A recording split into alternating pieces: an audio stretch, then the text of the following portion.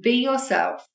Be yourself in front of your horse. Be yourself with your colleagues. Don't try to be somebody that you think you need to be, because your horse will catch you out every single time. Hello everyone, and welcome back to Reinforce the Horse. Today we are here with Trudi Dempsey, and Trudi is a certified equine behavior consultant. Her love affair with horses began as a small child, and her work today as an equine behaviorist and trainer aims to recreate those healthy relationships she had with ponies when growing up. Trudi draws on her experience as a classical dressage coach to improve a horse's physical balance, her knowledge of how horses behave, and learning the theory to address behavior and training problems. Based in the UK, Trudi supports clients locally, travels internationally to present at conferences, clinics and workshops, and creates and presents courses online through the IAABC Foundation and Understand Horses. She writes for Horses and Behavior magazines, guest lectures at universities, mentors and trains equine charities staff, and hosts the Lead a Horse to Water podcast. Trudi, thank you so much for joining us today. How are you? I'm great, Alyssa. It's really good to be here. Thank you for inviting me. And I'm just really stoked to be on somebody else's podcast. I do occasionally get that chance, but it is always really nice not to have to do the homework bit beforehand and just turn up. So it's great to be here. Yeah, well, welcome. We're so glad you're here. And for the record, I don't do any homework beforehand. we just try to have this be as such of a nice fireside chat of life and horses, and we don't really do a lot of preparation ahead of time. That's good. I should have taken that route, Jason. Yeah. I should have done that. A fellow podcaster nonetheless, and we're glad to be here.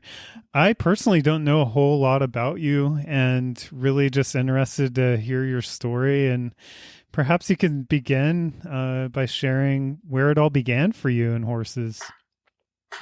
Absolutely. Yeah. I mean, I'm at the age of now in my time in my life when I'm trying to draw back from doing so much. So it's been quite a life filled with lots of horses and ponies. And I started when I was tiny. My dad was a swimmer who was really interested in horses and rode horses, but he was really a swimmer and he wanted me to be able to swim. And he did a deal with me when I was about 5 years old that if I could swim a length of the swimming pool, he would buy me a pony.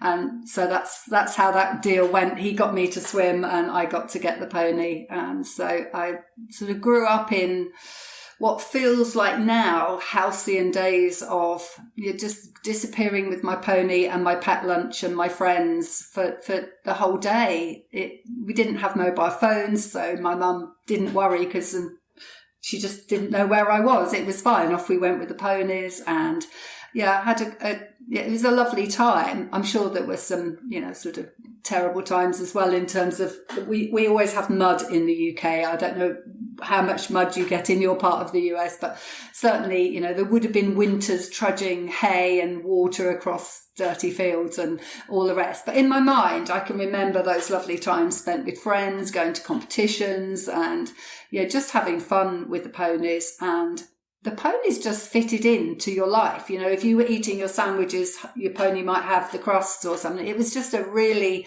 easy time. And then when I got to be about 18 and I'd been through various ponies, size-wise, I'd stepped up and I'd been showing and stuff. And I just had really got to the point where I couldn't afford to carry it on. And my dad was like, now you have to go to uni and do your bit. And so I sort of stepped back from riding for, I would say, about 5 years at that point. And I missed it a lot, but, I didn't have the time really to commit to it. So when I was in my early 20s, I met my now husband and he was into windsurfing. I gave it a go, but honestly, water sports and me, not really my thing. And so he had to go riding, and that was it. Then we spent our weekends at shows, at competitions, and doing horsey things. And we spent probably all our income and some more, the usual story, on horses, and carried on that way for some time. And in a very, very sort of traditional background. I wouldn't say the people I trained with were aggressive or overly controlling of horses. In fact, when I was a child, the absolute opposite. It was always you looked after your pony first. So if you went out for the day and the pony might be tired or thirsty or hungry, it was always the pony that got looked after first. That was always really pushed to me when I was a child. But the idea of horses and ponies having feelings like humans do is not really something that I ever knew about when I was a child. So I cut a very long story short, I had a back operation when I was in my 20s, which knocked me out for some time. And my trainer at the time introduced me to groundwork, and I got into classical dressage through groundwork, and I wondered what on earth I'd done all that time having horses and ponies and not understood how to use groundwork. So I got involved with classical dressage and went into competing in dressage, but with that classical mindset of understanding the mechanics of how a horse moves and why it's important to do things in the correct order and to take your time and focus on the basics and get those right before you start thinking about piafs and passage and all that side of things. And then I got a position as an understudy trainer with the person I was training with, and that really just opened up my world. I went part-time. At the time I was an air stewardess with British Airways, and I went part-time and I started training horses and their people more. And of course I was teaching classical dressage, and then people would come to me because they'd been with other coaches and their horse remained difficult. People can't see that on the audio, but in inverted commas, their horses were being difficult, so they'd come to me. Did I have the piece of the jigsaw that they were missing? And of course, often it wasn't about the dressage. It was really about the horse's behaviour, and it might be about its lifestyle and the fact that that person wasn't quite understanding the horse. So I expanded my knowledge of behaviour massively and very quickly. I went from not really knowing that much to knowing quite a lot quickly, and it kind of horrified me where we'd got to in the equestrian world. So, in my 30s, I started looking at clicker training and positive reinforcement. I'd done that with my dogs, and like a lot of horse people, I thought, no, of course it doesn't work with horses. So it's all in the last 30 years really come together, particularly the last 20 in terms of behaviour. And then ultimately I wanted to certify so that I could let other people know to what standard I held myself. And so IAABC is perfect for me because they uphold pretty steep principles in terms of how we alter horses' behaviour using the Lima protocol. So, the least intrusive, minimally aversive techniques that we can when we're changing behaviour. And so I'm now a behaviour consultant as well as a trainer, but at heart, I'm a trainer. I love working with partnerships that just need things tweaking a little bit. Can you see this from a different perspective, from the horse's perspective? So a lot of my clients have been with me for years, and it's great to see them. I'm trying to cut down on my in-person training and to do bigger events so that I reach more people at once. And trying to head into the traditional world, because it's very easy to sit in your comfortable little bubble where I've been for maybe the last 10 years, where people come to a clicker training event because they want to learn clicker training. They know they want to. I want to get other people involved and that are outside that, more in the traditional world. So that's kind of in a nutshell where how I've ended up where I am today, and who I am. That's great. Well, thank you for sharing that. You mentioned being horrified at one point, seeing how horses were being treated and basically it sounds like you had an awakening as to different ways and methodologies to approach that. Can you talk more about that? Yeah, absolutely. Well, at the time I was showing, I think that's in the States, how when you're competing at dressage, I think people say they're showing.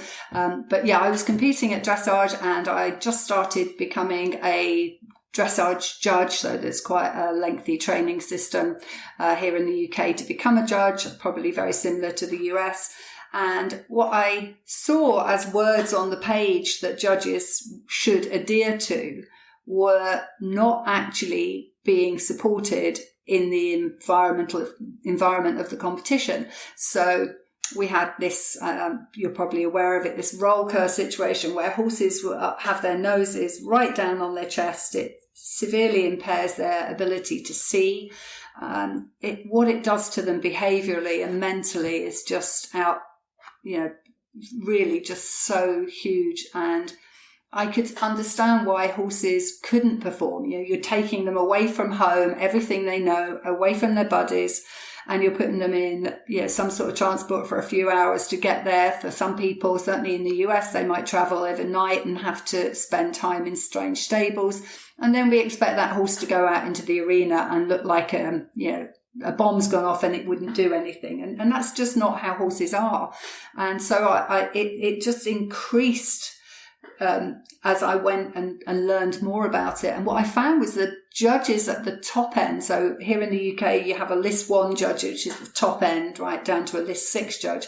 And the list 1 judges were pretty much aware of correct. They knew how a horse moving should look. They understood that there might be, what we call here in the UK, native ponies that are a little heavier than your normal dressage horse, that they could do the movements, but they would look slightly differently. And, I could see there was this big mismatch. And at the same time, people were buying merchandise from some of the top competitors who were riding their horses round with double bridles and chins on chest. And unfortunately, it's still going on. I mean, there have been great roads made into it, but I still see it. And so, for me, it was like, this isn't what I think dressage is. And it's not, if you look back at the photographs and videos of the old days, it's not what it used to be. The frames were a lot lighter, the horses were a lot lighter. And of course, now we're breeding these big horses. They move incredibly. They have this awesome trot, but actually people can't ride it. It's so huge. And so they then start to work out, how can I make this horse rideable? And that is by controlling it completely and over controlling it. So it was quite sad, really, Jason. And once your eyes are open, you can't, I used to love watching dressage, and now I just don't watch it. I can't really. Yeah, that's interesting. It reminds me of one of our prior guests, Shelby Dennis. She's in Canada, and her company's called Milestone Equestrian.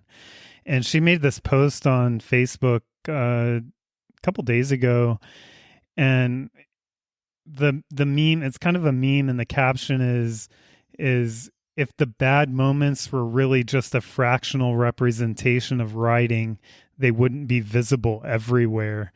And, it's definitely got like the double bridles and, that nose to chest and the hyperflexion going on in these pictures. And it's an interesting take that, I guess what she's getting at there is what you're talking about. It just kind of permeates the whole industry, and before you know it, you're kind of washed up in using your words, you're horrified at when your eyes are open to what's truly going on. It just is illuminating, and you can't unsee that sort of stuff. Yeah, absolutely. And I think for me as well, it's seeing the young people following those superstars. They have all the kit, they will produce a clothing range, and all the kids want it. And they're the people that everyone turns up to see at these competitions. And for me, once they started saying they didn't want spectators in warm-up areas, I start thinking, well, Why? What's going on in a warm-up area that you don't want me to see? And there were some very well-known videos, I'm going back probably 15 years now, with horses' tongues hanging out of the side of their mouths, and nobody wanted to see those images. So what do? We don't make it better. We stop it happening. We stop the ability for people to take that video, to take those photographs. And to me, with the where we're at now with this, situation with the social license to operate, where a lot of the horse sports are worrying whether they're going to have a sport in 10 years' time.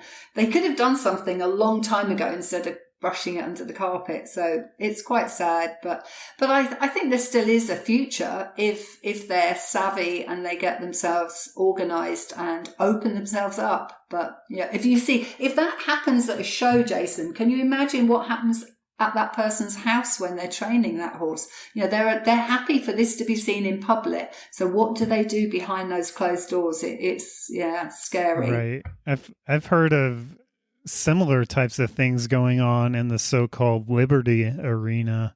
Behind the scenes is completely different than what's done in the show arena. And horrified is a great word, because there's so many things that I've come across just in my half decade of being with horses that, and I'm not even in the show arena or competition, but just things that I've seen and heard about via social media and whatnot. It's horrifying.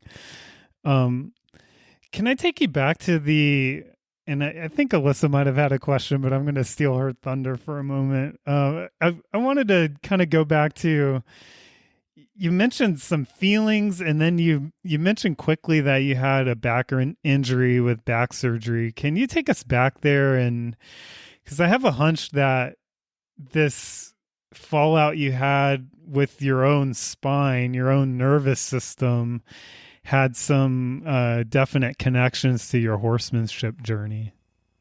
Yeah, it very definitely did. And I think often, before I come to that, because it's along the same theme, but I always find it interesting. Before that, I remember having the flu, which I think I've only ever had once in my life. I think that was it, the proper flu. I know when we all get a bad cold, it's like, oh, I've got the flu, but a real, and when I had to have somebody else do the horses for me.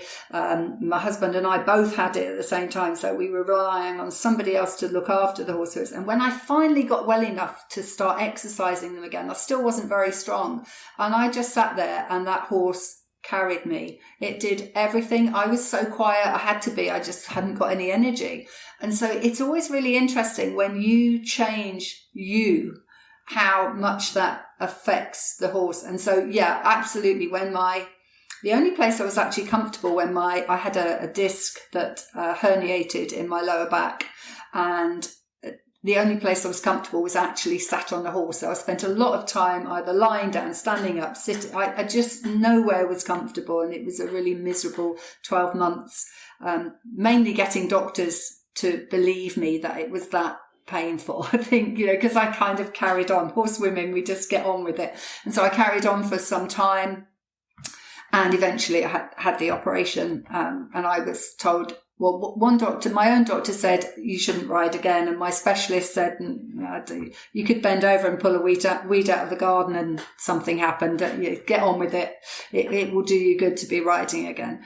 So I did, but I had to have that 6 months when I didn't ride, and I just did that in handwork. And it pushed me in a direction that I'd never thought I wanted to go. And now I would say groundwork is probably the love of my life, of all the training, to see how you can affect the horse from the ground by just dropping a shoulder, changing something so imperceptibly for you, but the animal. And dog training is just the same. It doesn't have to be loud and big. It can be so subtle. And I think, definitely me falling out with my body helped me fall in love with a different side of horsemanship and to see things differently. And also, one of my courses I teach is pain and discomfort, and how we can look at the difference, how that appears to us on the outside of a horse. How do you know, is my horse just having a hard time today because he didn't get enough sleep, or does he have a sore leg? And so I'm fascinated by that relationship between being in pain and how it affects you on during the daily grind, because that time when I was in so much pain, you can't think. It just, there's nothing, your brain is just not doing the right things. And so our horses, goodness, how they manage to carry on when they're often in such discomfort. So yeah, definitely, Jason, it was a massive change for me.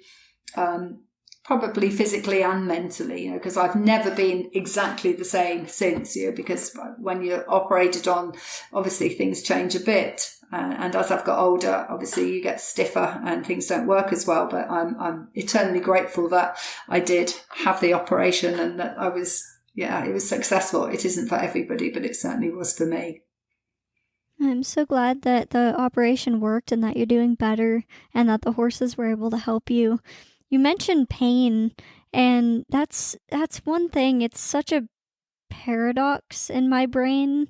There's been a lot of pain, and currently we have 3 horses. We have Willow, Cody, and Grace. Before we got Willow, we had a horse named Mocha, and Mocha was a beautiful quarter horse, blue roan mare. She was the love of my life.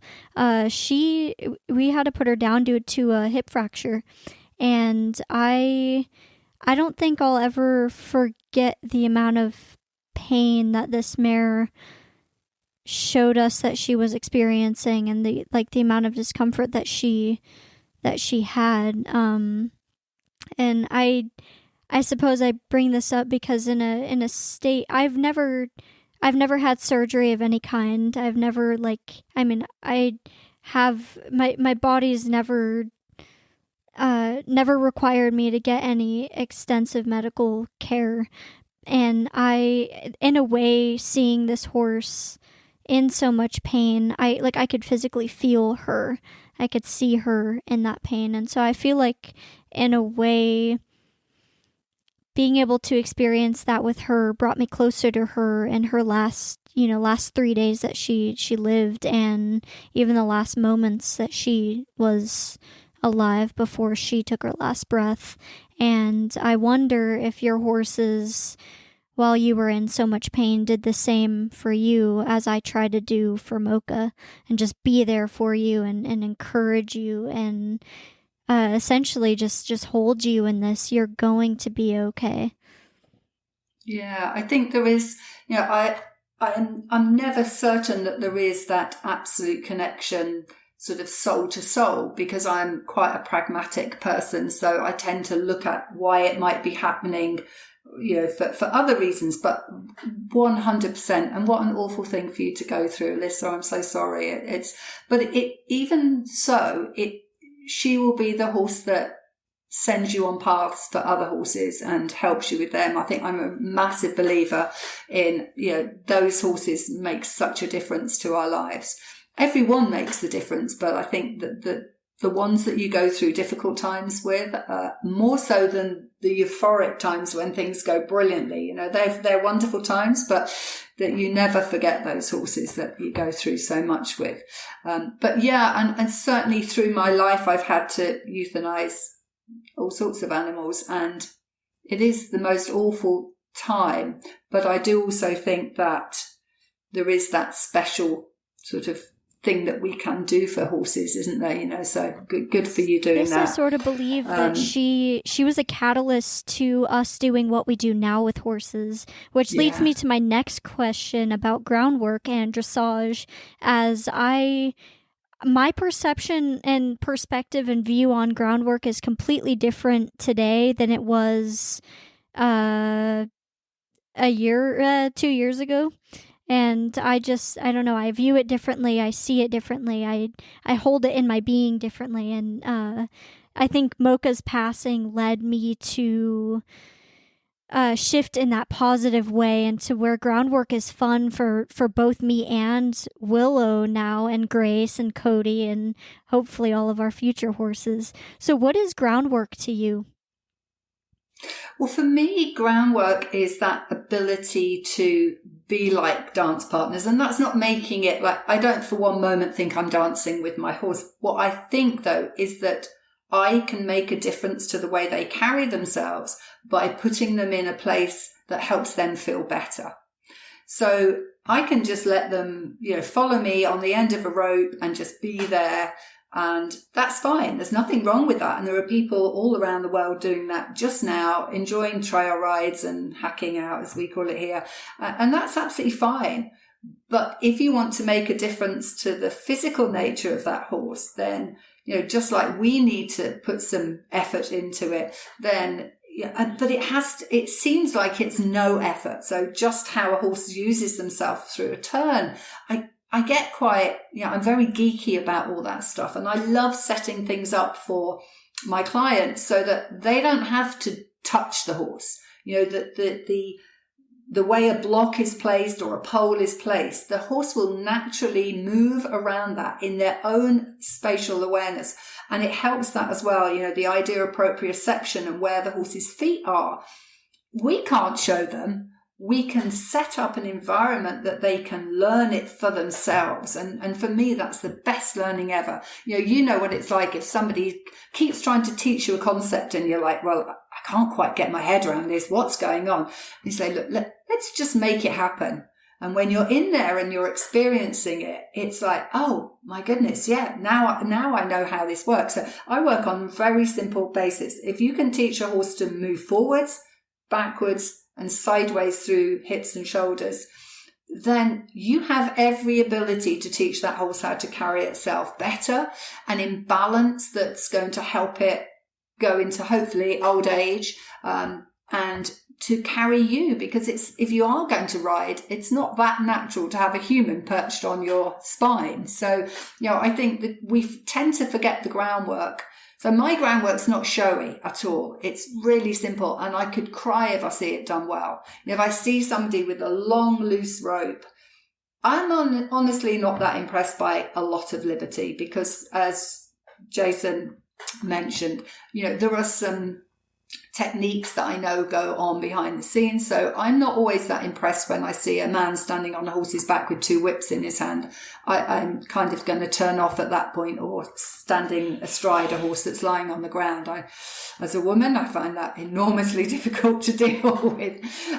So for me, groundwork is giving the horse all the pieces of the jigsaw via the human that's training it and letting them put it together in a way that helps their bodies. So it's it's not pressure. And that's why I love using positive reinforcement, or clicker training as often people will refer to it, because there is less of the pull and push that goes on with it, So yeah, my idea of groundwork is it looks like the horse is doing it without your help, but actually you've set everything up so beautifully that it just looks like that. That resonates with me so much. I am a fellow positive reinforcement trainer, as is Dad. So we've been Willow and Grace are two previously wild Mustangs. Willow came to me essentially wild.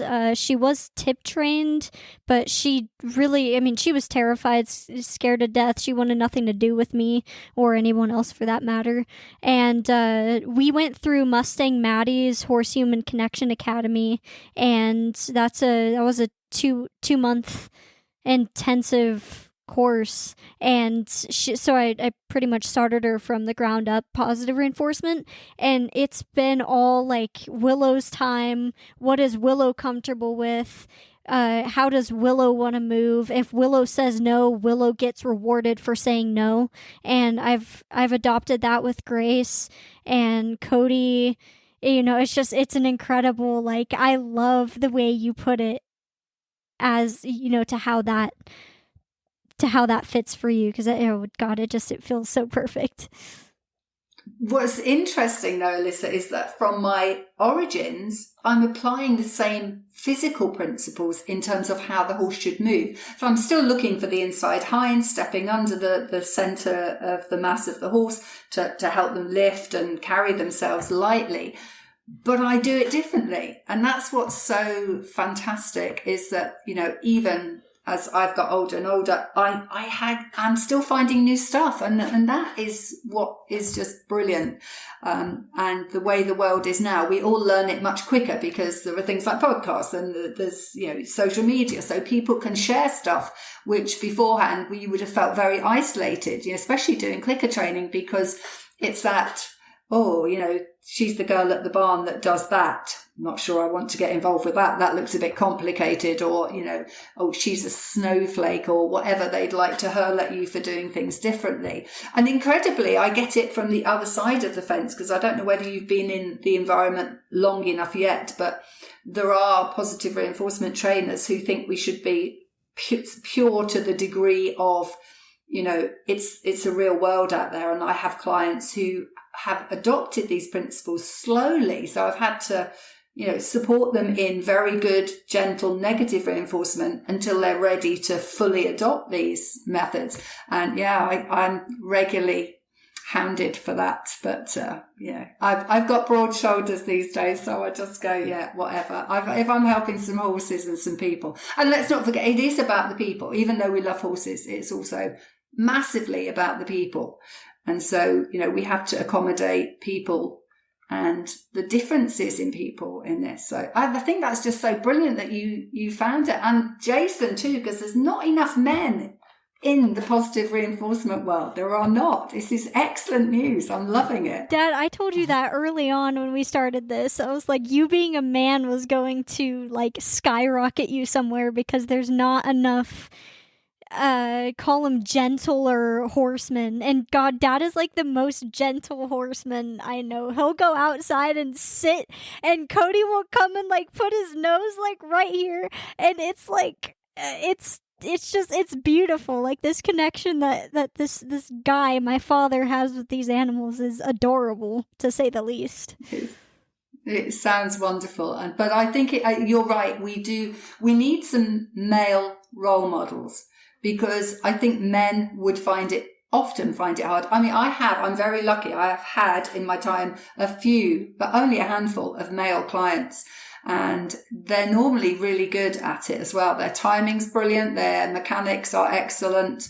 And so we need more guys in there to sort of balance it out a little bit. It would be great. It's really interesting that you mentioned that, and there's a lot to unpack there. I wanted to go back to something that came to mind as you were talking, and it reminded me of Warwick Schiller's book, his recent book, The Principles of Training. And he has a chapter in there, and it's called Make the Wrong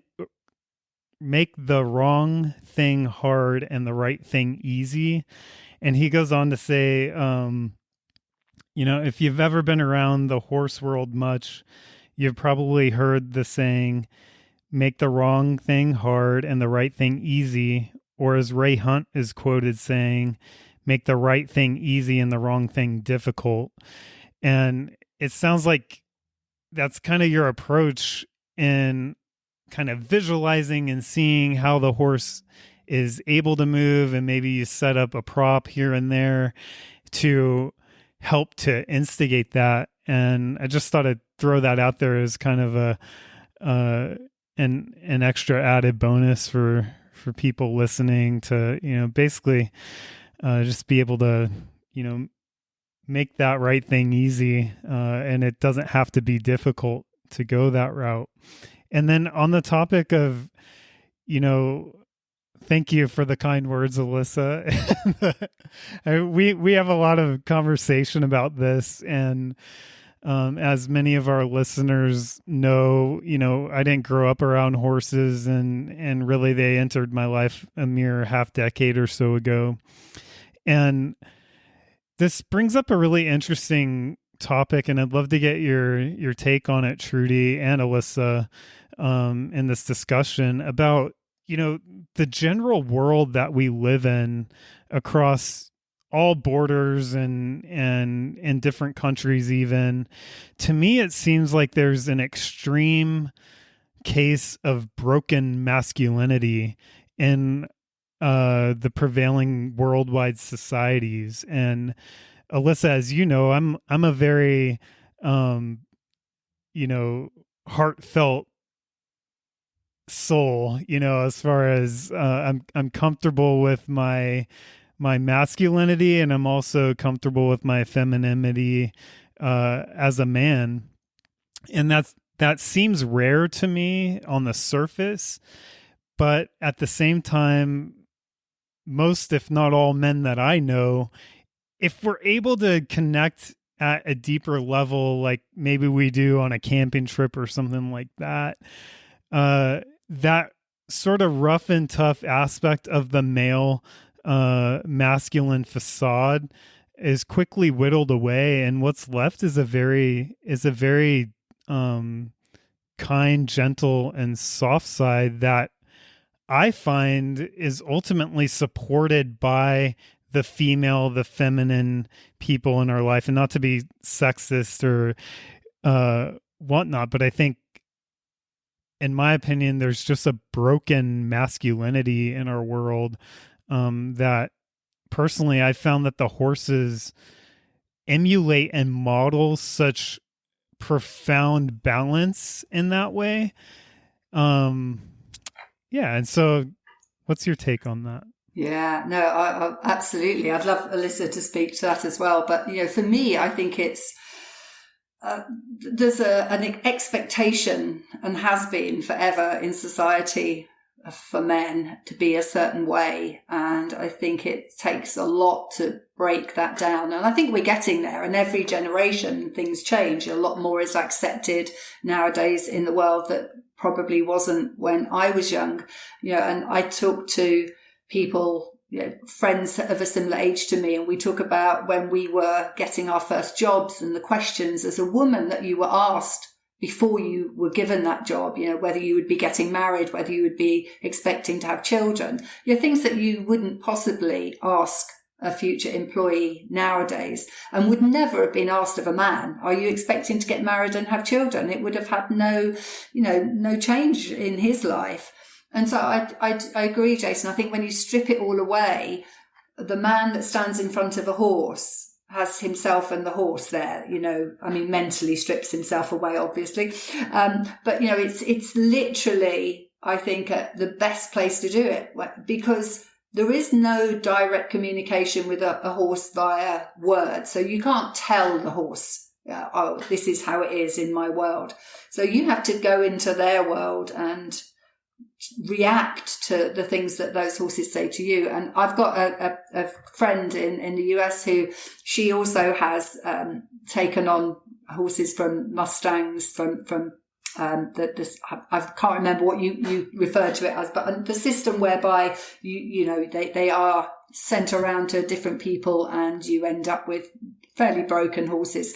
And she also films they're not wild, but feral horses, and the amount of affiliative behaviours between males, females, youngsters, older, it's not aggressive. There's very little aggression really in the real world goes on between horses. It's because we keep them in certain ways that there is conflict because they haven't got their needs met, that we see that aggression. And I'm sure with a lot of men, it's kind of this expectation that you will be this certain way. And I think you're right, Jason, when you strip it all back, we're all just human beings trying to do our best, which isn't very easy a lot of the time, is it? So yeah, I think it's a great point.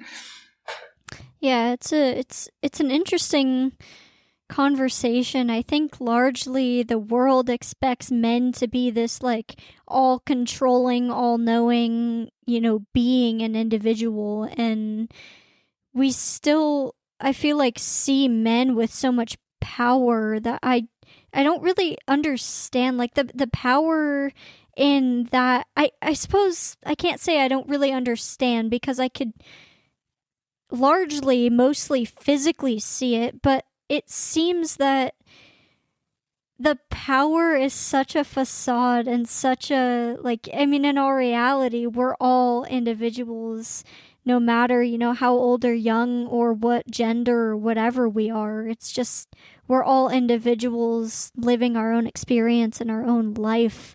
And I feel like the horses can help us see this in so many ways. I haven't had the the opportunity yet to go out and observe wild horses. I will eventually, but haven't gotten there yet. But even just watching like our herd dynamic, I mean, let's face it, we have 3 horses, and Willow and Cody are like brother and sister. Like they'll go ahead and get on each other's cases and nip and kick and play with each other, but it's never out of like I'm controlling you. It's more of like I'm asking you to move. If you don't, there's going to be consequences. I still wouldn't even really call that control, because Cody gets to do what he wants, and likewise with Willow. But well, there's such like a mutual respect that comes in that we often strip away as humans, both in our interactions amongst other humans and other species. We strip away the respect and the willingness to look at and observe other beings as ourselves, and as, we all come from the same place. And when we forget about that, then all sorts of problems come to rise up. Yeah, for sure. I think the thing that I like about what you just said there is observe. We don't observe each other as humans anywhere like we observe another animal, because we don't have that common verbal communication. As soon as you take that away, you have to start looking at what your horse's ears are doing. And did his tail swish when I did the girth up? And, is he moving about more than usual? So you're reading the language very differently, and those observation skills. And I often find that people who are quite new to horses have much better observational skills, because they're not used to it. So it's all new to them, and they soak it up like a sponge. Whereas people who've been around horses a long time, and a lot of sort of presentations that I might do will be to people who are not yet thinking the way I might about horses. And you say, look, you see how this horse's ears are forwards? And they're like, yeah, it's excited. No, he's having a hard time. He's focusing on something ahead, and he's worried about it. It's probably you, the audience, or it might be, come, if you clap your hands gently, let's see if he changes any. And they start to be like, how could I have missed this? How come nobody ever told me? Everyone told me racehorses loved running and show jumpers loved jumping, and it's all a big lie, is it? And you're like, okay, well, some of them don't love it very much, no.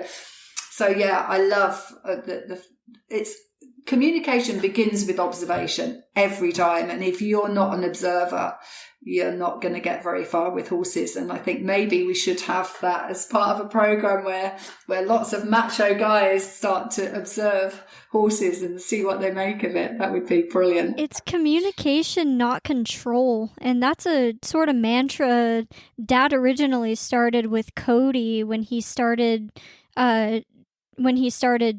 retraining him. As Cody came to us very shut down, broke. He's technically a rescue, but we didn't rescue him, if that makes sense. We got him from someone who rescued him. But even still, when he came to us, he was very shut down, this like glazed over eyes, very, I think it's called dead-sided, where if someone would try to ride him and you could squeeze or kick him as hard as you could and he wouldn't budge. And that was, when we were still working using the typical natural horsemanship, pressure and release, negative reinforcement as I know it to be now. And it's anyways, so when we started transforming Cody from that training to, hey, you have a choice, and even when you say no, you get rewarded for that, he started to wake up. And I don't know, now he lives such a happy life. This horse is just so happy, smiles about everything, and you could just be in the presence of him knowing that he is loved and happy and just genuinely enjoying life. But where I was going with that, this communication, not control mantra started from Dad. And I feel like it's such a good, thing for us horse people to acknowledge and remember and feel and teach and train ourselves and our horses, because I feel like largely we put so much control into these 1,000-pound animals, and I don't understand. I understand like logistically how it works with attack and everything, but I don't understand how one would want to take that animal and control it, because they're wild at heart, all of them, and they don't deserve to be controlled. They're 1,000 pounds. And then it's a sense of like I feel like they know that they could control us. They could run off. They could do this and that. Of course, there's going to be consequences typically. But so then they just submit and they just, okay, well, whatever. And then they shut down. I feel like that's just, I don't know. We should, as a society, I feel like we should pay more attention to the horses and awaken, and that goes into largely, I feel like as a female, maybe a male typically is more controlling than a female, which I know is not, that's not always the case. But if we did just take a moment and step back and acknowledge everyone for who they are, I feel like, God, our world would be so much better. But for sure, wouldn't it? Just and I think I love the idea, because control is something we try to get when we feel out of control ourselves. So, we are putting all our fears, all our pressures, all of society's pressures, because, when you stop using bits and whips and spurs, society then tells you that you must be out of control, that you must be either this snowflake, or you're not a very good horse person, or, you're a keyboard warrior all of a sudden who can do everything on a keyboard but not on the back of a horse. And the insults start flying. But actually, you are offloading your lack of control, your worry about lack of control, by trying to control this huge, as you say, this huge animal.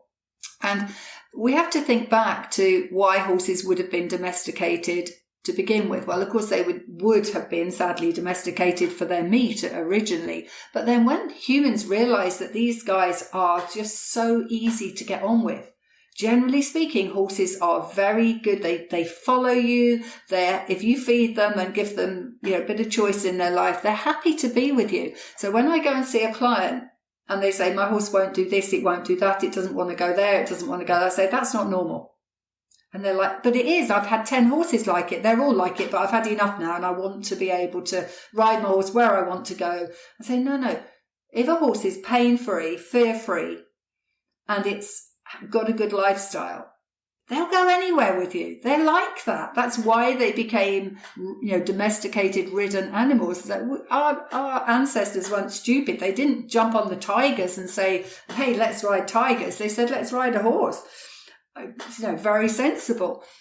But so when I see, like you're talking about, Alyssa, those shut down horses who they have no answers, the minute you give them choice and control, and tell them that they can use their behaviour, any behaviour, I don't care what it is at the beginning, they say, oh, well, I asked him to walk, but he stepped back. Yeah, I'll click him, whatever. Right now, I just want the horse to know that his behaviour, whatever he wants to do right now, using his behaviour is going to get him what he wants. He's going to find the reinforcer that he wants. And once you unlock them, like you were saying there with Cody, it's like, oh my goodness. And I just love, and I think somebody else, I don't know whether it was Jason or you, Alyssa, said, when they get it wrong, they still get the cookie, as it were. And when one of my clients' horses walks away and says, I'm done with this, maybe they're being a little bit unclear with their mechanics or something. And I'm like, yes, the horse chose, it walked away. That's good. I don't mind. We can look at why it walked away, and we can make ourselves better, because it's always us. But if the horse doesn't leave and doesn't show it has that choice, then I think it's a tougher time for that horse, always, isn't it? So, yeah, I love a lot of what you're saying. It's just tinging bells in my head too. Oh, likewise. I love it. It's the life, and I love to talk to other people that are doing it and that understand it and that are committed to helping other people see the way of existing with these animals we call horses. It's fascinating. And I've been on my own journey, like I've mentioned, we're all on our own journeys, but it's been really cool to watch Dad go from like, I never really saw Dad as an animal lover. He never really struck me as the kind of person that would snuggle with an animal like the way I did. I've always loved them, always appreciated them, always says, oh, there's a dog, I want to pet it kind of thing. Dad's just kind of like meh. But then when we started learning to ride Mocha and we started to be around them and learn them, there was this fire that lit up in Dad, and it just, I don't know, it's been really cool to watch him transform in that way. Now he goes outside and loves on these 1,000-pound animals in ways I can't even like show love and affection to them. It's really quite beautiful. And I think Dad has showed me what it's like to drop control and not be in control anymore, which is fascinating. I've learned that from Willow too, but I think largely I've learned so many lessons from this father of mine. It's just, and that's so cool, isn't it? I mean, how many kids can say that about their parents? I love that. It's just brilliant. I know, really Alyssa, you're making me blush over here. Well, I mean, that's not my intention.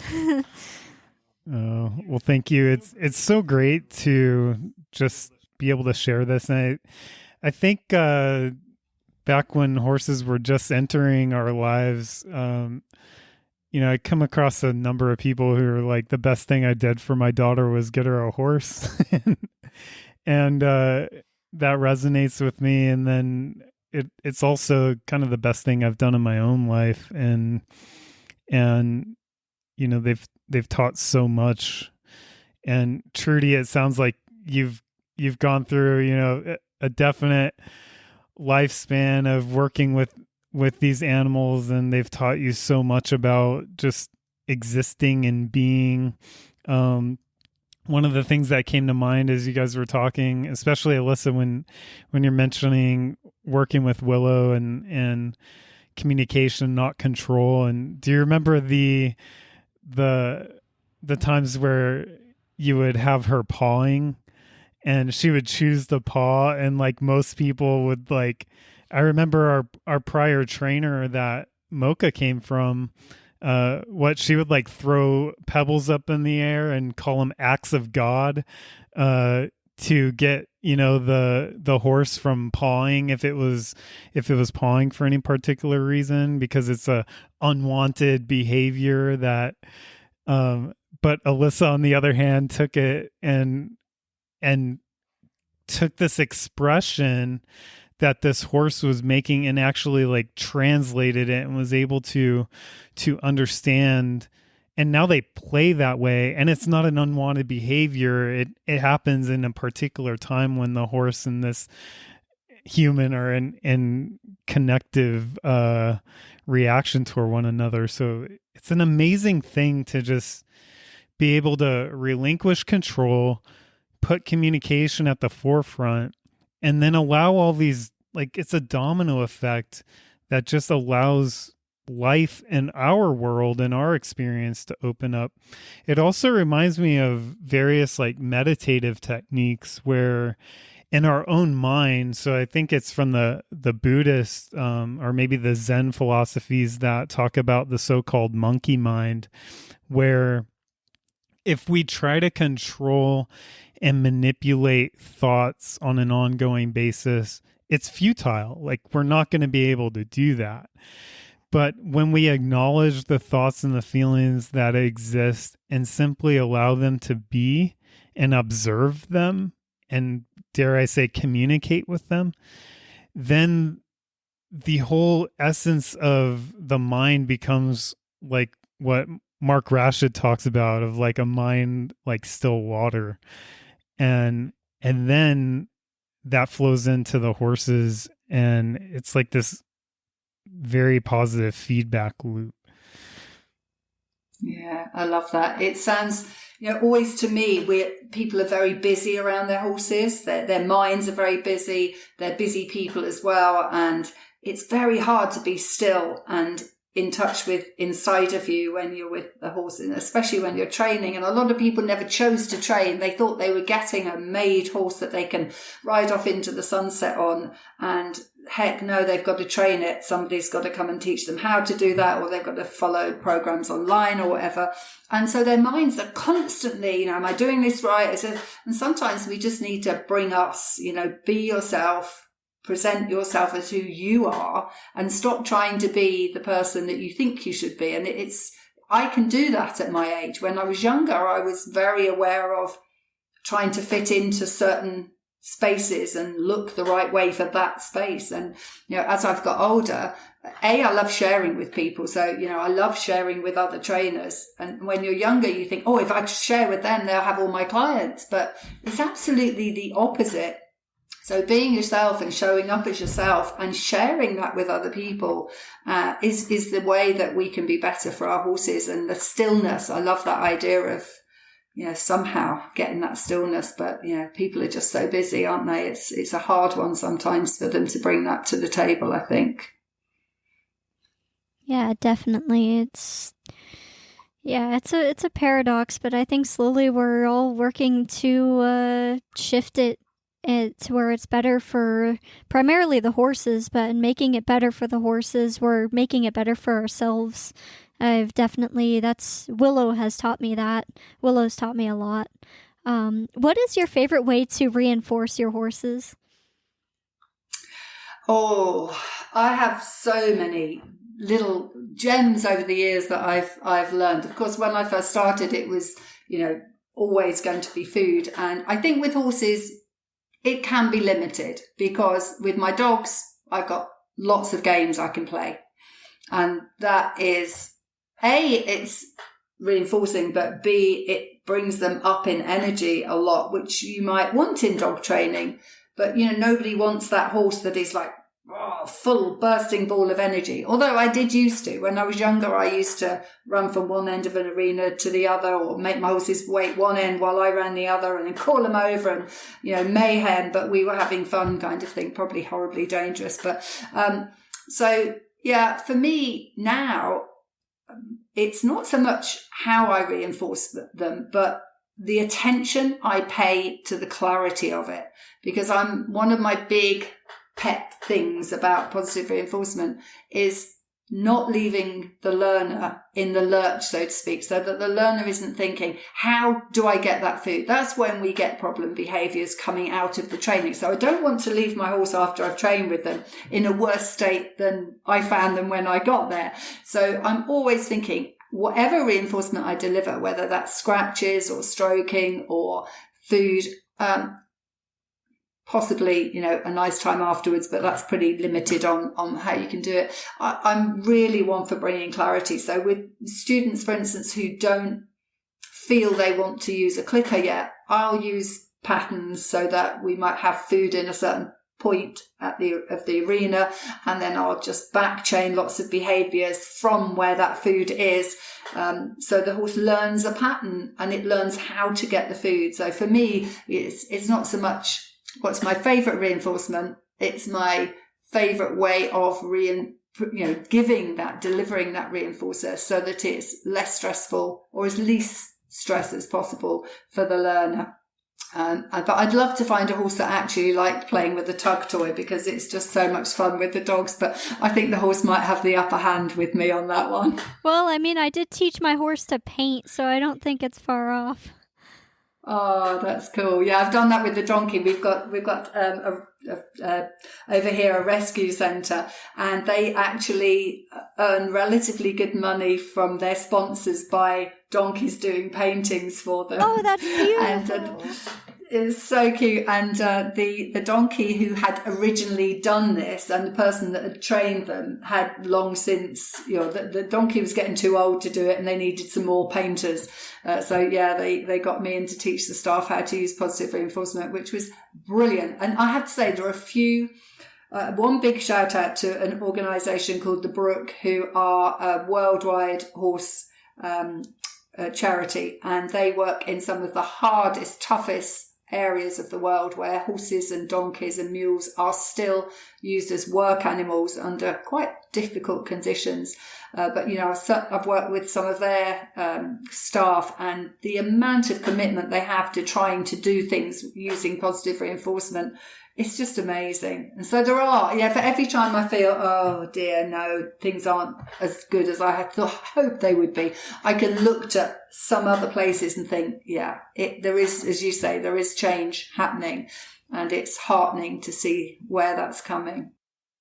I really appreciate the point that you made about paying attention to the clarity of any particular reinforcement. That's profound, because to me that really resonates. That's right along the lines with communication, not control. So you're much more in tune with the message that you're trying to deliver rather than just delivering a message. It's a fantastic way to approach pretty much anything in the horse world and in life in general, I think. Trudi, is there anything that you are reading right now that comes to mind, that maybe a book or an audiobook or article or something like that you'd like to share? Yeah, well, I've got so many that I'm always dipping into. I'm a very bad reader of things from the start to the finish, to be honest, Jason. It's a long time since from start to finish. What I read a lot of actually is studies. So I don't know whether the geek in either of you is ever interested in that, but there's a whole world around positive reinforcement of geekiness that you can dig into. But one that I really love is Kathy Sedeo's. It's actually a dog book, and it's called Everything in Life is Free. And I don't know whether either of you are aware of the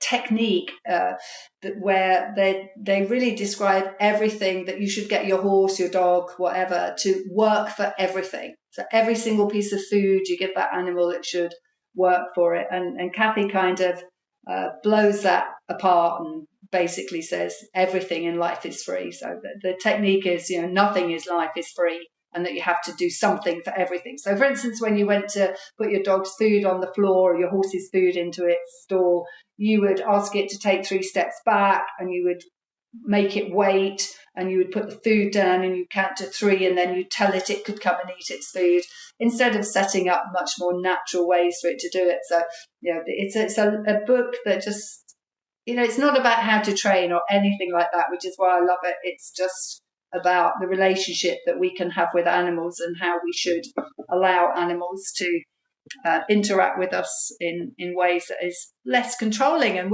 that's been kind of the theme of us chatting.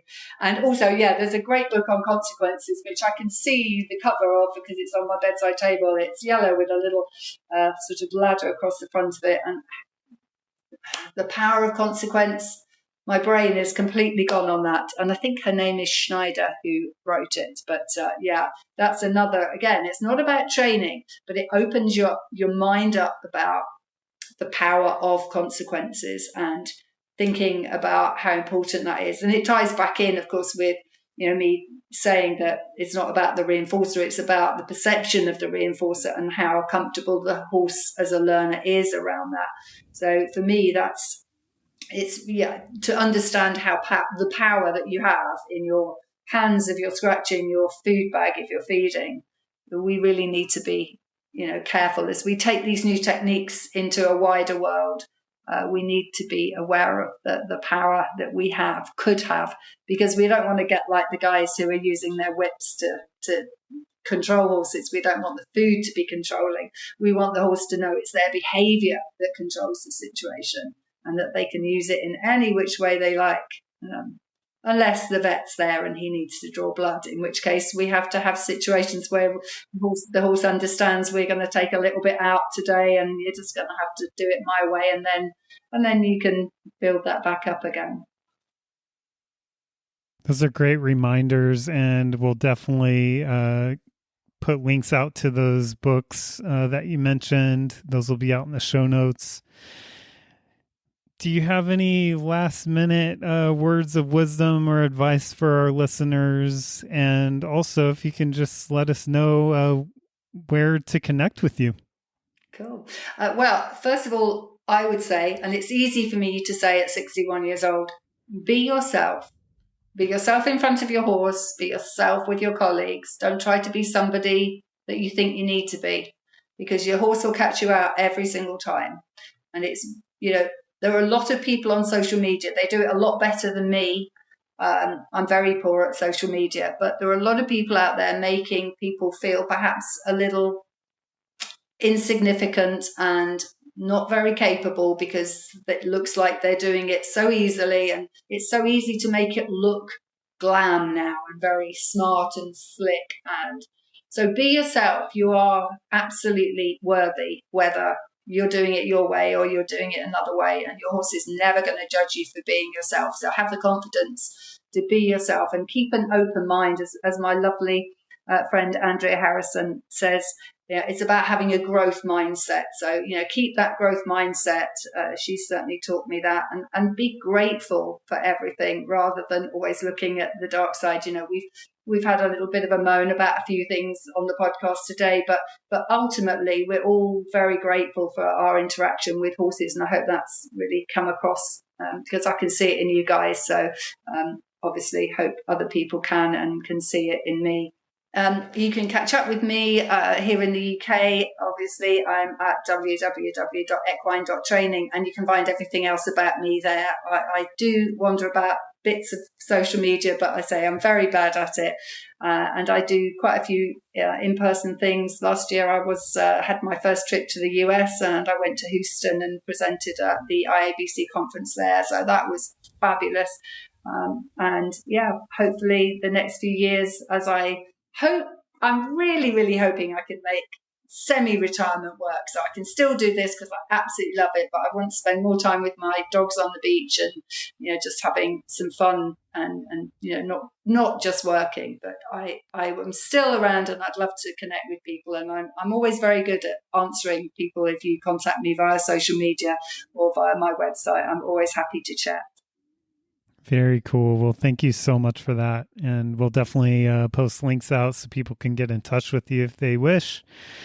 And Trudi, it's been a great discussion today. Thank you for sharing your wisdom and your background and your experience. We really appreciate it, and definitely appreciate you sharing your love for horses in this format. And just thank you so much. Thank you so much. Absolute pleasure.